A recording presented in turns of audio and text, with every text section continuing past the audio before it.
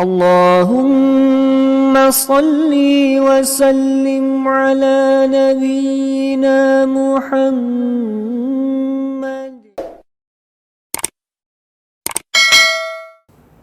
Bismillahirrahmanirrahim. Assalamualaikum warahmatullahi wabarakatuh. Innal hamdalillah nahmaduhu wa nasta'inuhu wa nastaghfiruhu wa na'udzu billahi min shururi anfusina wa min sayyiati a'malina may yahdihillahu fala mudhillalah wa may yudlilhu fala hadiyalah. Asyhadu an la ilaha illallah wa asyhadu anna Muhammadan abduhu wa rasuluhu wa la nabiyya ba'dahu. Radiyallahu wa bil islami dina wa bi Muhammadin nabiyya wa rasulah. Rabbana zidna ilma warzuqna fahma wa amalan salihan. Rabbi shrah li sadri wa yassir li amri wahlul 'uqdatam min lisani yafqahu qawli yafqahu. Alhamdulillahirabbil alamin. Ya ini masya Allah, lagi kita akan dilah sedekah. Alhamdulillah hari ini lagi dengan subhanallah kita diapit oleh orang soleh daripada Masjid Istiqomah. Alhamdulillah saya diapit oleh para imam dan BKM. Masya Allah, ini sebuah kerjasama yang baik untuk umat, kerjasama yang dirindu-rindukan Nabi Muhammad SAW. Macam mana umat ini bersatu dalam kebaikan, saling sokong mensokong. Al-muslim bil muslim kal bunyan yasuddu ba'duhum ba'da. Seperti kajian kita sebelumnya tentang keutamaan sedekah, salah satunya adalah permintaannya akan segera dikabulkan Allah Subhanahu wa ta'ala.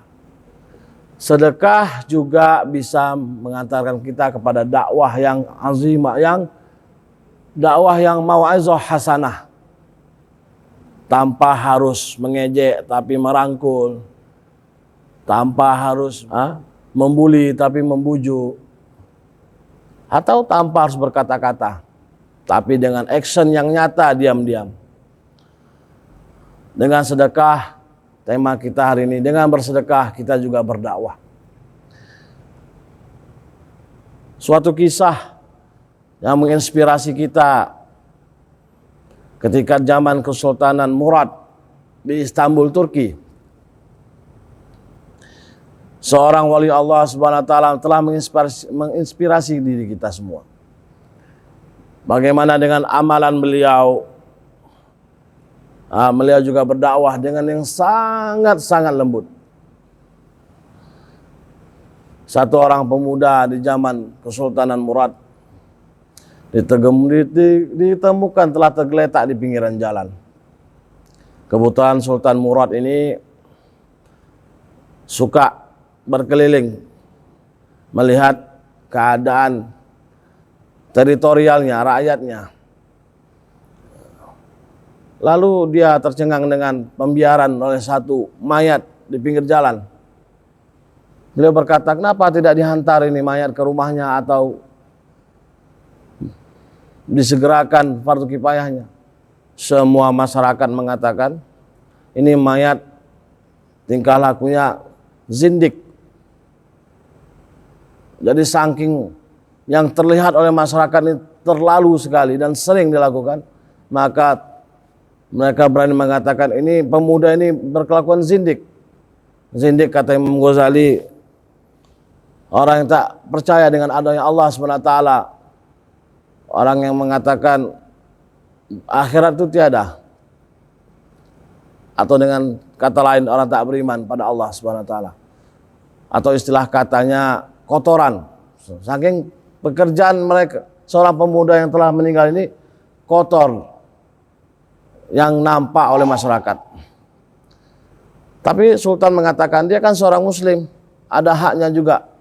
Maka diantarlah, karena titah sang sultan, maka diantarlah mayat pemuda ini ke rumahnya. Setelah diantar mereka pergi. Saking kotornya perbuatan di mata masyarakat. Tinggallah sultan beserta pendampingnya.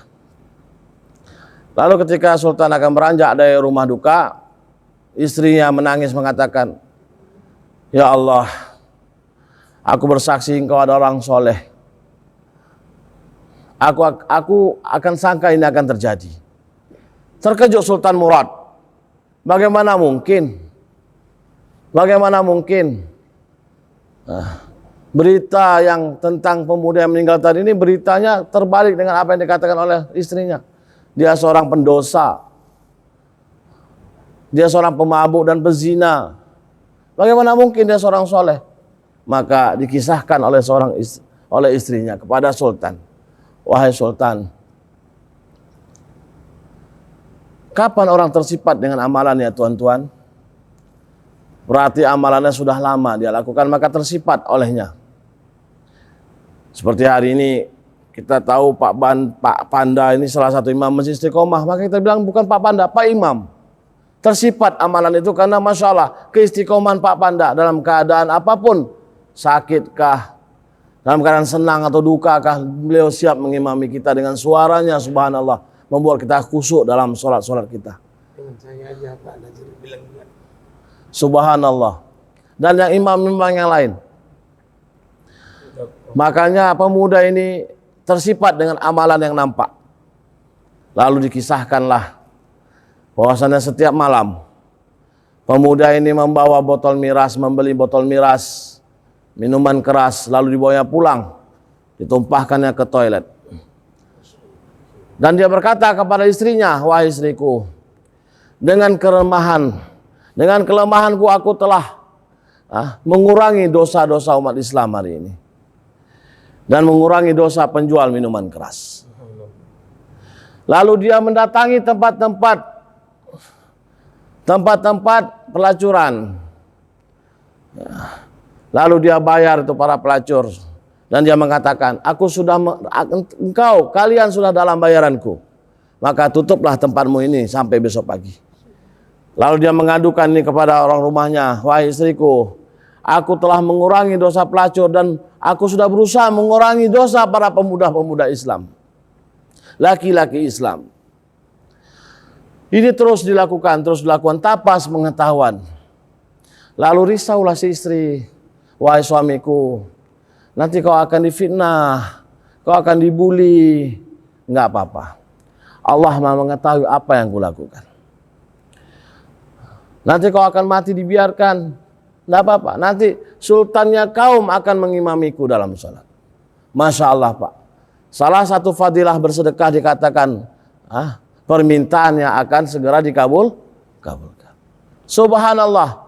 Mendengar penjelasan singkat daripada sang istri yang soleha ini, maka Sultan Murad menangis sejadi-jadinya. Dan beliau mengatakan, besok kita akan menyolatinya. Saya langsung mengimaminya. Kita akan selesaikan fardu kifayahnya.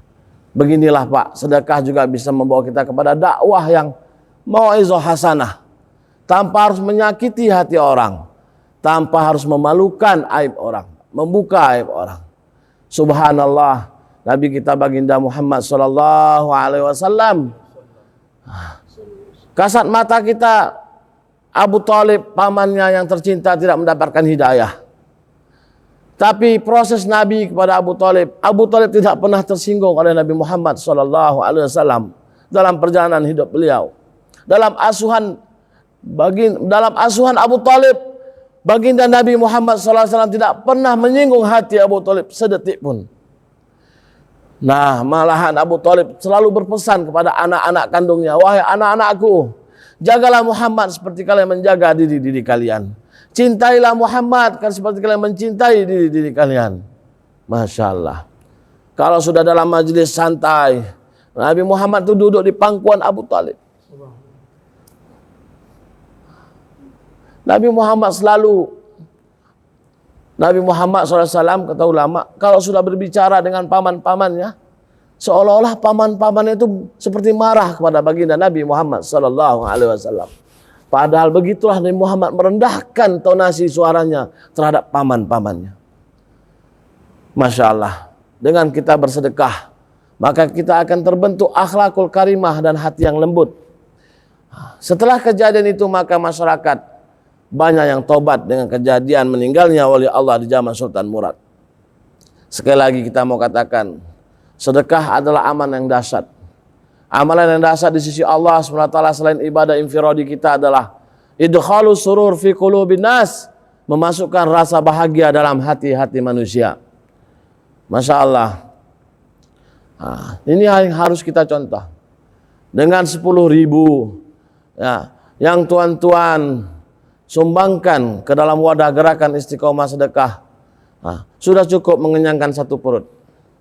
Dengan 10.000, dengan ketidakberdayaan, dengan kesusahan Anda akan mendapatkan cinta yang lebih dari Allah Subhanahu wa taala. Allah akan menggantikan dengan ketenangan dalam hati walaupun dunia ini dalam keadaan huru-hara. Mari kita bersedekah. Mari kita terjun langsung ke lapangan melihat saudara-saudara kita yang membutuhkan senyum kita, yang membutuhkan pembagian kebahagiaan kita. Mungkin sebelum saya tutup majelis yang mulia ini, majelis yang diisi oleh keberkahan para BKM dan imam Masjid Istiqomah ini, subhanallah. Ini majelis yang mulia di sisi Allah. Bersab-sab malaikat sampai arasnya Allah mendoakan kita hari ini. Saya mau mengatakan, hari-hari kita ini berbicara kepada kita, tuan-tuan. Hari dapat berbicara, tapi karena zulumat hati kita ini tidak dapat mendengar hari berbicara. Dalam suatu asar disebutkan, asar ini apa-apa yang disampaikan sahabat tapi disandarkan kepada Nabi Muhammad SAW.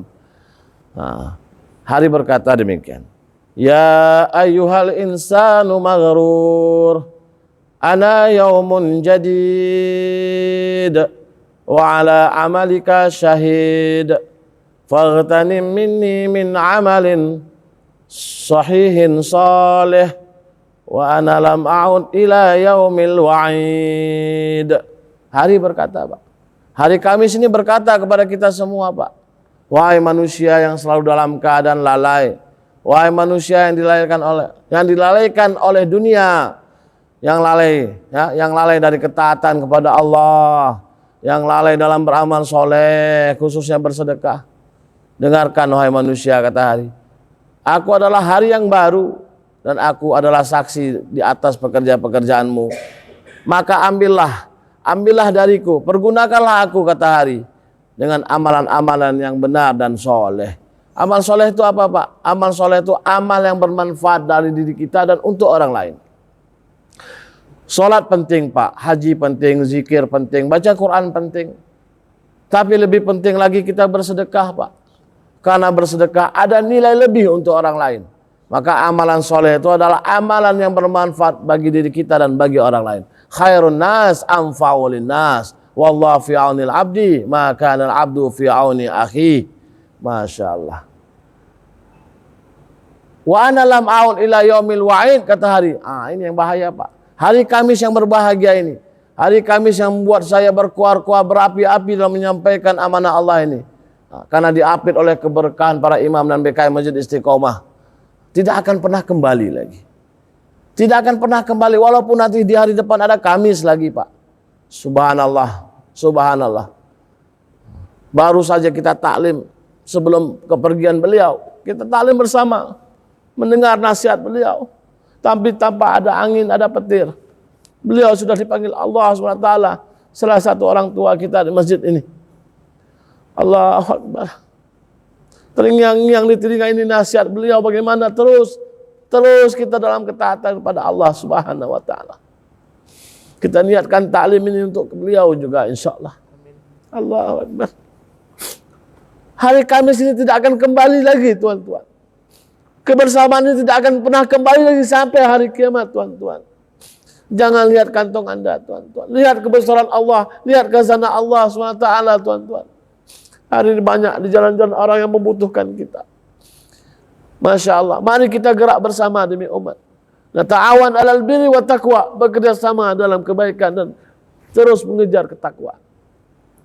Semoga apa yang disampaikan ini penuh dengan hikmah, penuh dengan keberkahan, Semoga apa yang disampaikan ini niatnya hanya untuk kemaslahatan umat, mencari ridha Allah Subhanahu wa taala. Masya Allah, Masya Allah. Semoga Allah terima apa yang kita niatkan, insya Allah.